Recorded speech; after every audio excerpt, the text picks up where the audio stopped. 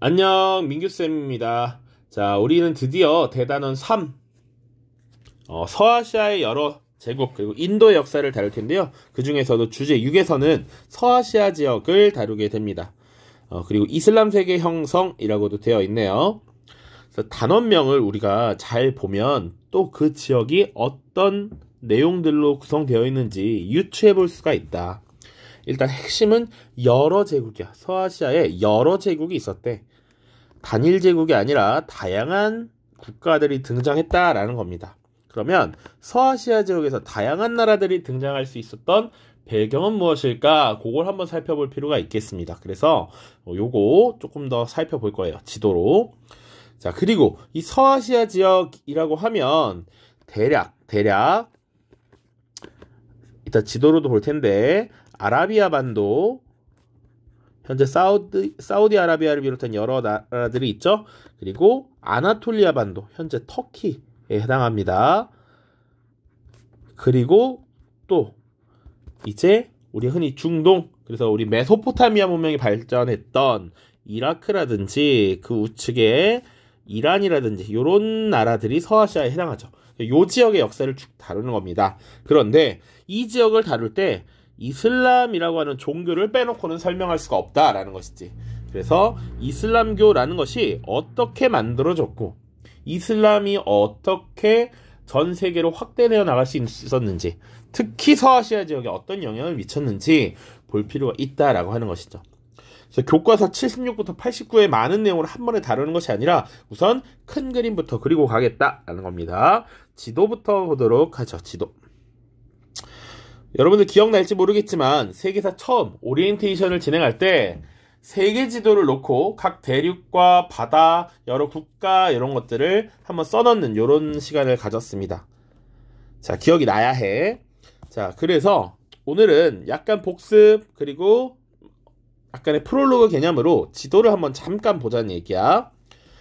우리 이제는 조금 세계사를 배웠으니까 큰 대륙, 각각 어떤 대륙인지 정도는 알 수 있을 것 같아요. 한번 찾아볼까?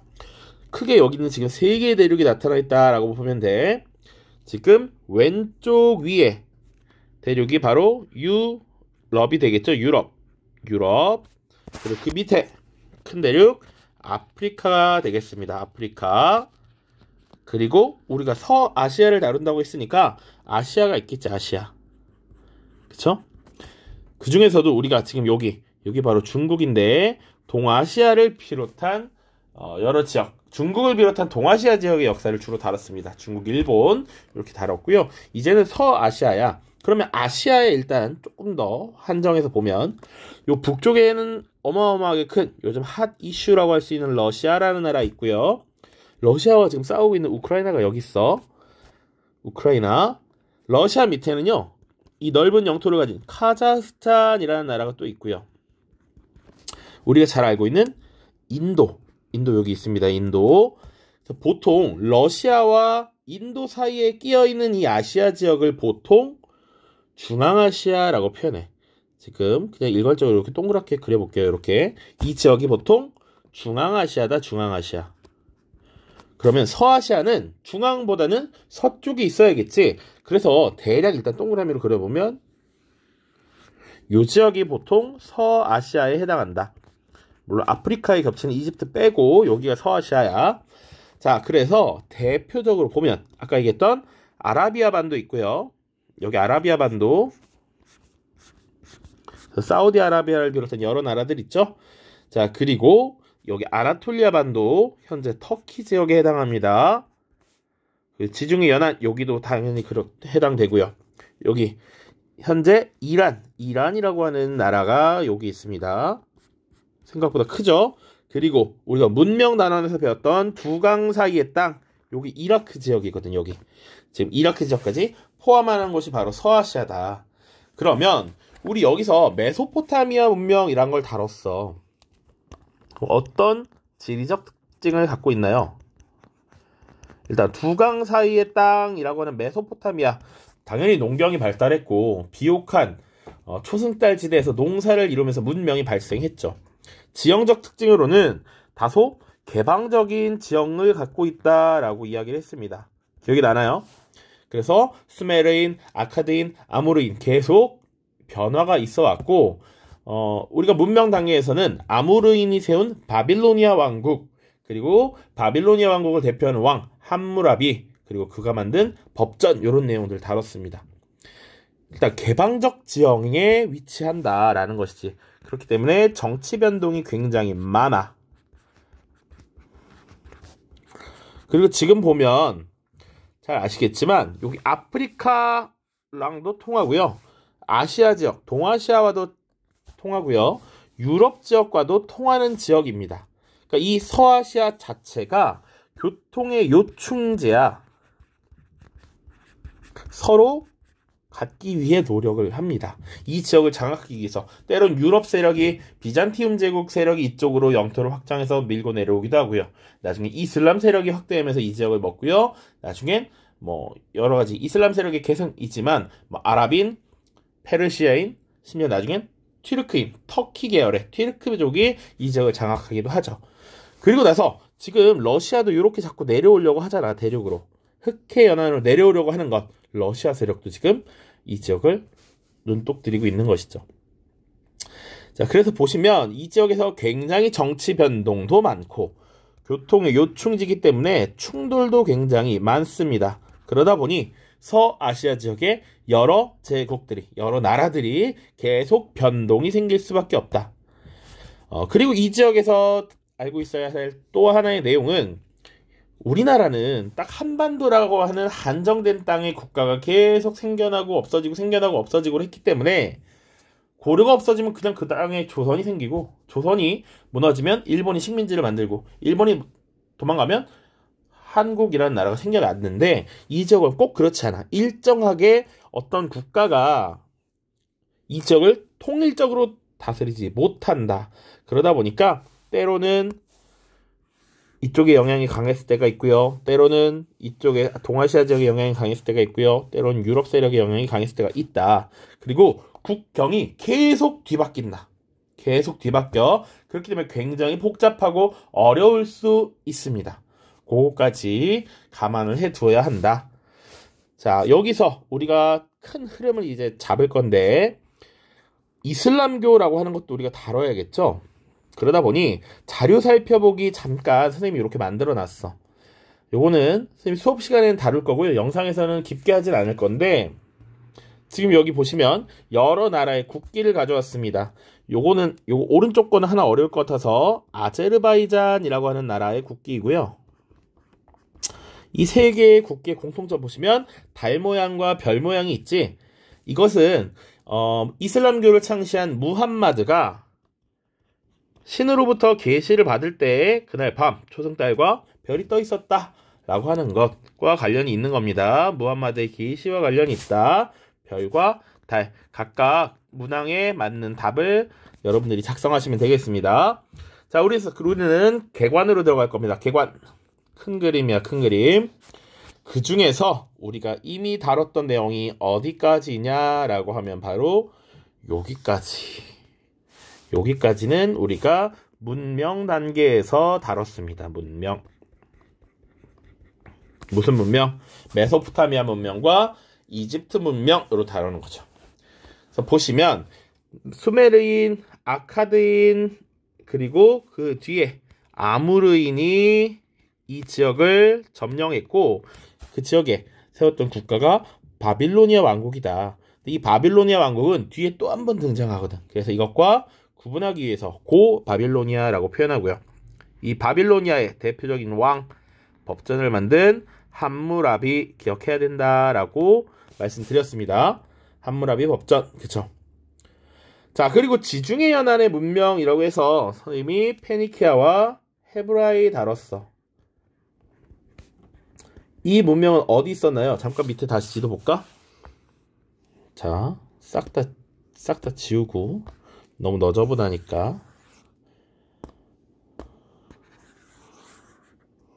자, 요 정도만. 자, 여기서 페니키아와 헤브라이 어디 있었어? 그러면 보통 지중해 연안 요 지역.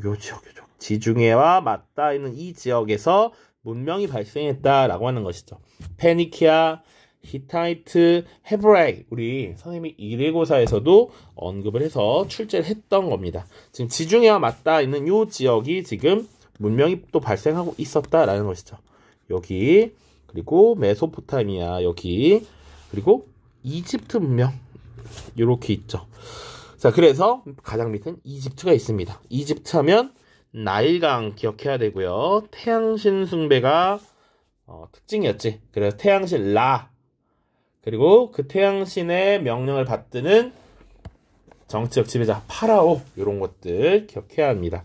그래서 보통 지금 보면 이 지역이 다 인접해 있는 지역이고요. 이 개방적 지역인 메소포타미아 지역과 계속적으로 교류가 가능했던 지역이다. 그래서 이들이 하나의 세력권으로 묶이게 돼. 조금 더 나아가자면 나중에 이슬람 세력도 이 아라비아 반도의 서안 지역에서 발생을 해서 이 아라비아 반도와 이집트 지역, 터키 지역 이렇게 장악을 하게 되는데, 심지어 어떤 모습이 나타나느냐, 요렇게 북아프리카 지역을 따라서 이베리아 반도까지 영향을 미치기도 합니다. 요거까지 봐야 돼. 자, 그래서 선생님이 하나 빼먹은 거 조금만 더 얘기를 하면, 서아시아 지역의 정치 변동이 많고 복잡한데 어떤 모습이 나타나느냐, 이 아라비아 반도의 아랍인, 그리고 현재 이란에 위치한 페르시아인, 페르시아계라고도 표현합니다. 그리고 나중에 터키의 조상이 되는 튀르크인들이 서로 교차하면서 이 지역의 역사에서 등장하기 때문에 복잡하다라는 것이죠. 아랍 계열, 그리고 페르시아 계열, 튀르크 계열의 역사가 교차하는 지역이었다. 자, 그래서 다시 연표로 돌아갑니다.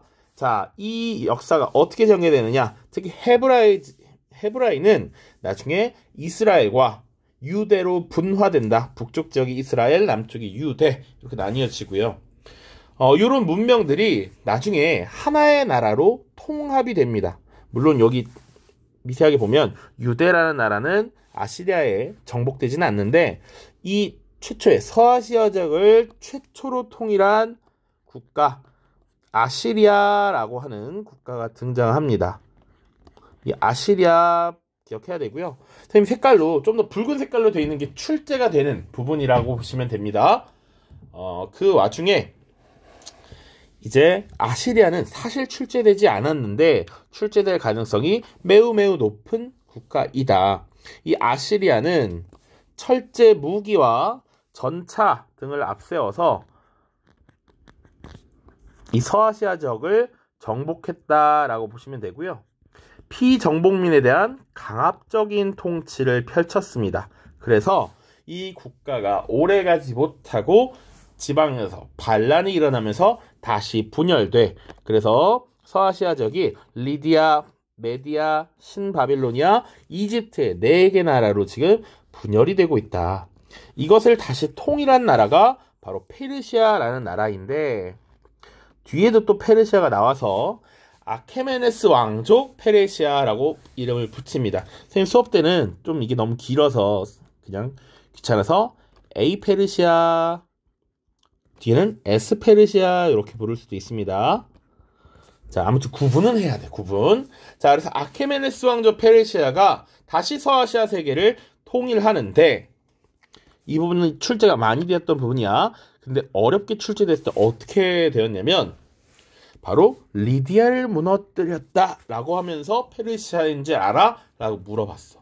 그래서 약간 재수 없지만 이 리디아, 메디아, 신바빌로니아, 이집트를 외워야 한다. 선생님들 수업을 준비하면서 여러 선생님들 EBS나 여러 사설 강의들을 보면서 준비를 하는데 어쩔 수 없이 외워야 되니까 앞 글자를 따서 외우도록 하겠습니다. 리, 메, 신, 이야. 여러분들 이젠 좀 나이가 들고 퇴물이 돼가고 있지만 선생님이 학생 시절에 어마어마한 기량을 선보이면서 축구의 신으로 불렸던 인물이 있습니다. 그 신이 바로 리오넬 메시야. 리오넬 메시는 신이야. 리오넬 메시는 신이야. 이렇게 4개 나라를 통합했던 것이 아케메네스 왕족 페르시아다. 이렇게 기억을 해보세요. 자, 이 아케메네스 왕족 페르시아가 존재했을 때 그 당시 세계에는 어떤 나라가 있었느냐 그것도 봐야 돼. 그러니까 이제 좀 어려워지는 것이 우리가 나름 배운 것들이 축적되다 보니까 동시기에 어떤 일들이 전 세계에서 있었는지 좀 파악해야 합니다. 그래서 아케메네스 왕조 페르시아는 그리스와의 전쟁, 요거 중요합니다. 그러니까 이 당시에 그리스가 단순히 있었다라는 것뿐만 아니라 이 페르시아가 쇠퇴하는 과정에서 그리스와의 전쟁이 벌어져. 그래서 그리스와 페르시아의 전쟁을 그리스 페르시아 전쟁이라고 하고요. 대략 기원전 5세기경에 이 페르시아가 크게 쇠퇴하게 됩니다. 그 당시 그리스는 폴리스를 중심으로 국가가 운영되는 시스템이었고 이때 아테네라든지 스파르타라든지 우리 중학교 때 한 번쯤 들어본 그런 내용들이 등장하는 시기입니다. 어쨌거나 페르시아가 이때 그리스와의 전쟁에서 쇠퇴하고요. 이후에 그리스 북부에 알렉산드로스가 이끄는 이 제국에 의해서 정복당하고 알렉산드로스 제국이 유럽과 서아시아 지역을 아우르는 대제국을 건설하게 된다.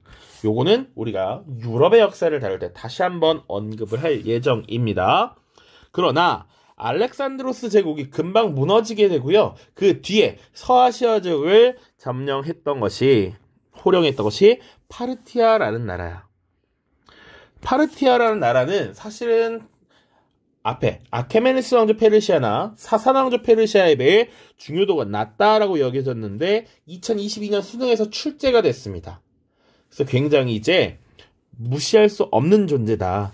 그 시기적으로는 기원전 3세기부터 기원 후 3세기까지 약 200년대 초반까지 존속을 했던 나라인데 이 나라가 서아시아 지역을 장악하고 있을 때 당시 중국은 어떤 나라가 있었느냐? 바로 한나라가 있었습니다. 심지어 이 한나라는 거의 파르티아와 시기가 일치해. 그러다 보니까 선생님이 생각했을 때 이거 좀 중요하게 다룰 필요가 있어. 그리고 한나라에서 당시 왜국을 호칭할 때 한나라가 로마를 대진국이라고 표현했습니다. 대진국. 그래서 당나라 때도 로마 제국이 있으니까 로마 지역에서 발생한 크리스트교를 대진경교 이렇게 불렀잖아. 로마는 대진국이야. 당시 파르티아를 뭐라고 불렀냐면 안식국이라고 불렀습니다. 그러니까 지금 이 중국의 기록에도 이미 파르티아가 나와 있다라는 것이죠. 안식국. 자, 그리고 이 서아시아는 인도와도 금방 맞닿아 있죠. 그래서 기원 전 시기에는 마우리아 왕조가 인도에 있었고 기원 후에는 쿠시안 왕조가 있었다 정도 보시면 되겠습니다. 자, 이 파르티아가 무너진 뒤에 다시 아케메네스 왕조 페르시아의 부흥을 내걸고 등장한 것이 사산 왕조의 페르시아야. 자, 사산 왕조 페르시아는 3세기부터 7세기까지 존재를 했고요. 앞선 아시리아가 강압적 통치를 했다라고 되어 있지 여기는 되게 관용적인 모습이 많이 나타납니다. 여기도 관용이야, 관용. 자, 그리고 나중에 수도도 각각 좀 봐야 되는데 아시리아의 수도 니네베라고 하는 것 기억해야 되고요. 아케메네스 왕조 페르시아의 수도는 수사입니다. 수사. 그래서 이 아케메네스 왕조 페르시아가 대제국을 건설하면서 도로와 역참제를 정비하거든. 그래서 수도였던 수사에서 사르디스라는 지역까지 도로를 정비해요. 그래서 수사 중요하고요. 나중에 다리우스 1세 때 건설하는 도시 페르세폴리스라고 하는 것도 이름은 한번 들어보면 좋습니다. 파르티아 수도 크테시폰이라는 거 하나 기억해 두시고요. 이 파르티아는 기존의 페르시아와 비슷한데 유사한데 이란계 민족이 건국했다라고 하는 게 수능에서 선지로 나왔어. 이란계가 건국했다. 사산조 페르시아의 수도 역시 크테시폰이고요. 그리고 여기서 봐야 되는 내용은 아케메네스 왕조 시기에 조로아스터교라고 하는 종교가 창시돼서 꽤나 인기를 끌었는데 여기서는 조로아스터교가 국교화되었다라는 것 같이 기억을 해야 됩니다. 자, 그 이후에 어떤 일들이 벌어지느냐? 이 사산왕조 페르시아가 존재하던 시기가 3세기부터 7세기고요. 당시 유럽은 이 로마 제국이 서로마와 동로마로 분열되고 특히 동로마 지역이 서아시아 지역과 맞닿아 있었는데 당시 비잔티움 제국이 있었던 시기입니다. 그래서 이 사산왕조 페르시아와 비잔티움 제국이 끊임없이 엄청난 대결을 벌이고 있었다라고 하는 것이 또 하나의 특징이고요. 인도에는 굽타 왕조라는 게 있었대 정도만 확인. 자, 지금 동아시아와 유럽 사이에 지속된 교역이 있었는데 특히 서아시아 지역은 교류가 활발했고 중개 무역이 활성화됐던 곳입니다. 교통 요충지여서 이것도 안 썼네요. 중개 무역이 번성했다. 교역로로서 많이 활용되었기 때문에 발달했다라는 게 중요한 특징인데 지금 이 사산왕조 페르시아와 비잔티움 제국이 대결을 하면서 육로로 지금 무역을 하기 어려워집니다. 그 과정에서 해상무역로가 발달하고요. 이때 해상무역에 종사하던 무함마드에 의해서 이제 새로운 종교가 창시되게 되죠. 그래서 이 무함마드가 알라로부터 계시를 받았다라고 전해지는 그 이후 시기 이제 이슬람 제국이 등장하는데 이 이슬람 제국의 변천을 우리가 또 살펴야 합니다. 자, 그래서 무함마드가 장악하고 있었던 시대가 나오고요. 그 이후에 이슬람교의 종교 및 정치의 지도자를 칼리프라고 하는데 당시 칼리프를 선출하여 이슬람 제국을 운영하던 시기, 이 시기를 정통 칼리프 시대라고 하고요. 이후에 4대 칼리프였던 시아 알리가 갑자기 죽고 나서 그 뒤를 어떻게 이어나갈 것이냐에 대해서 끊임없이 논쟁이 벌어지게 되고요. 이후 시아 알리의 사후에 칼리프가 세습되는 이런 모습이 나타납니다. 그래서 우마이야 왕조라는 것이 등장을 해요. 이런 일련의 과정에서 이슬람교는 순니파와 시아파로 나뉘게 됩니다. 순니, 시아의 분파 이렇게 보시면 돼. 자, 우마이야 왕조는요 아랍인이 주도가 된 국가였고 아랍인 제일주의 혹은 아랍 제일주의를 채택함으로써 아랍인이 아닌 비아랍인들에 대해서 반감을 불러일으켰습니다. 그래서 이 우마이야 왕조가 오래가지 못하고 우마이야 왕조에 반대하던 사람들이 힘을 합쳐서 새롭게 왕조를 수립시킨 게 아바스 왕조입니다. 조금 더 아바스 왕조는 한 번쯤 들어봤을 거야. 그리고 그 수도도 알아봐야 하는데 이전 우마이야 왕조 시기의 수도가 다마스커스라고 하는 곳이고요. 지금의 시리아 지역에 해당합니다. 그리고 아바스 왕조의 수도는 바그다드야, 바그다드. 그리고 우마이야 왕조의 아랍 제일주의에 대한 반감이 많은 것을 알았으니까 이 아바스 왕조에서는 그런 정책을 펼치지 않았고 다소 관용적인 통치 방식을 보였을 것이다 라고 하는 것도 같이 보면 되겠죠. 그런데 아바스 왕조가 들어섰을 때 이 우마이야 왕조의 일족이 사실은 저기 북아프리카를 건너서 이베리아 반도까지 넘어갑니다. 그래서 후 우마이야 왕조를 개창하고요. 당시 수도가 코르도바라고 하는 곳이야. 코르도바. 여기는 지금 이베리아 반도 에스파냐가 되겠습니다. 자, 어쨌거나 지금 아바스 왕조가 서아시아 지역을 장악하고 있고 보통 이베리아 반도와 북아프리카 일부를 후 우마이야 왕조가 장악하는 상황입니다. 그래서 이 정통 왕조가 어쨌거나 칼리프의 지위를 지금 가지고 있다. 아바스 왕조도 칼리프를 갖고 있는 거야. 그런데 약 10세기 정도가 되면 아바스 왕조가 쇠퇴하고 사실상 허수아비 같은 존재로 존재하게 되고요. 이때 나라를 지키기 위해서 사실은 튀르크인들을 용병으로 많이 데리고 왔습니다. 그런데 이 튀르크 부족을 통일하고 정치적인 세력으로 성장한 셀주크 튀르크에 의해서 수도였던 바그다드가 점령당하고 사실상 아바스 왕조를 대신해서 이 서아시아 지역을 통치하는 모습이 나타나 그 시기를 우리가 셀주크 튀르크 시기라고 표현하고요. 이때 정치적 지도자로서 술탄의 지위를 얻었다 이렇게 표현합니다. 술탄. 칼리프라고 하는 것은 이제 종교적 지도자고 정치적 지도자 술탄이 따로 있었다라고 보면 돼. 자, 그리고 북아프리카 지역에서는 북아프리카 지금의 이집트 지역에서는 다시 아바스 왕조의 권위를 부정하고 내가 칼리프야라고 주장했던 파티마 왕조가 새롭게 등장해요. 이 파티마 왕조가 등장했을 시기에는 후 우마이야 왕조도 나도 칼리프야라고 하면서 3명의 칼리프가 등장하는 이런 모습도 나타납니다. 조금 복잡할 수 있어. 아바스 왕조가 존재했으나 그 세력이 점차 약해지면서 여러 세력들이 동시에 서로 칼리프라고 주장하는 것. 그리고 용병 출신이었던 튀르크족이 정치적 지도자인 술탄의 칭호를 받고 사실상 서아시아 지역을 통치했던 것, 이렇게까지만 기억하시면 되겠습니다. 그러나 이 13세기 이후에는 동아시아 지역에서 원나라, 몽골족이 성장을 하게 되죠.